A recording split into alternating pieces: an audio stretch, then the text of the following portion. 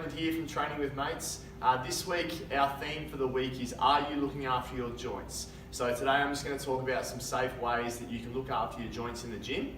So we're going to go through some lunging and why you change things for certain reasons. We're going to look at the squats and why certain conditions or injuries you might have had and how we adapt our squat. And the third one we're going to do is the bench, particularly for people that have got shoulder impingements, what you can do to alleviate that pain. So the first one we're going to do is a front foot elevated split squat. So quite often the most common sign of knee pain is Patello-Femoral joint pain. And the reason why this often happens is because your patella, is misaligned based on a muscular imbalance, often from your VMO on the inside, the medial side of your quad being weak versus the other areas. So it's really important that you look after this. And when you're rehabbing patellofemoral knee pain, it's important not to do full range lunges. So what I usually say to do for people is to elevate the front foot and just stay within a smaller range. Okay, so there's a study that's been shown that 0 to 50 degrees of range for your knees actually provides less pressure on your knee and stress than it does when you go from 50 degrees and above. So just like this, nice and small range coming up is better than full range movements for beginners. Okay. The other really important thing is front lunges. So forward lunges are better for people with patellofemoral knee pain than people that are doing side lunges. So basically, forward lunges like this, nice and controlled, okay, is better than doing a side lunge like so.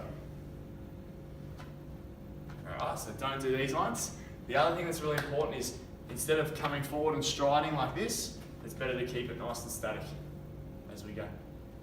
All right, so that's what you should do in terms of rehabbing and looking after your joints if you're experiencing patellofemoral knee pain.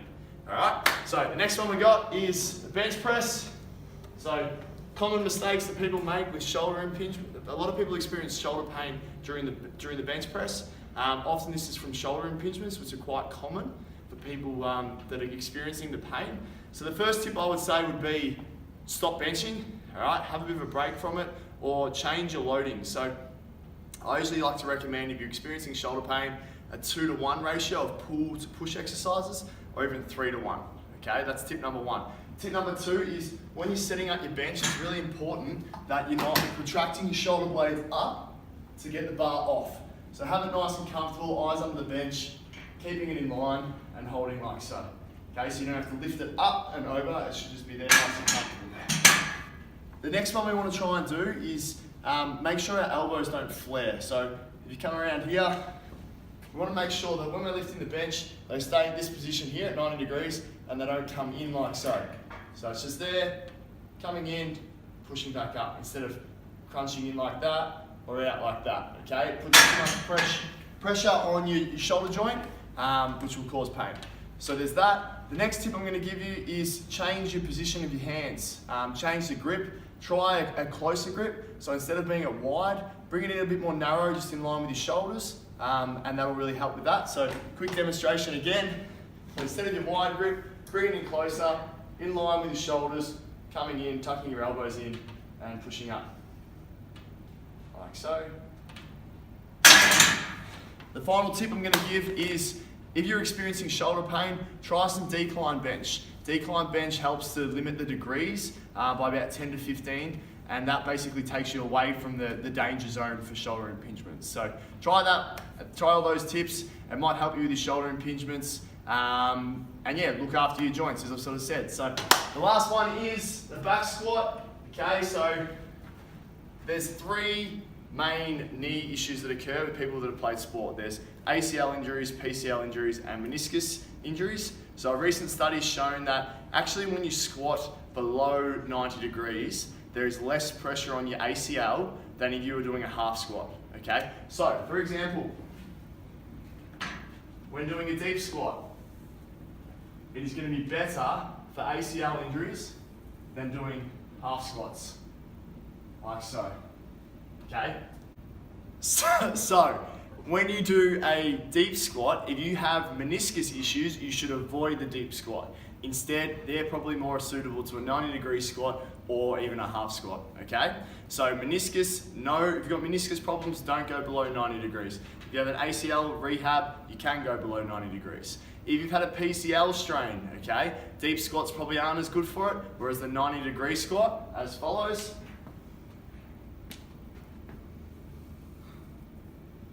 Is going to be better.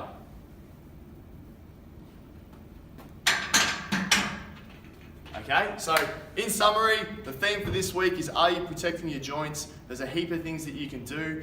In the gym, these are the tips that I've given. If you're experiencing patellofemoral knee pain, don't stride forward. Stay within the range of motion that's better suited to you. Don't side lunge. So with the bench, there's a few tips that will really help with your alleviating the pressure off your joints. One of them, as discussed, is changing your grip. One of them is a decline bench that will help. Another one is being able to make sure that your elbows aren't flaring out and in. Most commonly, just make sure your setup is right with your bench. So that's that for the bench press. The last one that I've just explained is for squatting. If you've experienced an ACL injury, don't squat half squat, squat below 90 degrees. If you're experiencing meniscus pain, don't squat below 90 degrees. And if you've had a PCL strain, then no, don't go below 90, and also half squats probably aren't as good. So more than 90 degree squat. So overall, are you protecting your joints? Find a way to improve your joint health. We'd have to do that again.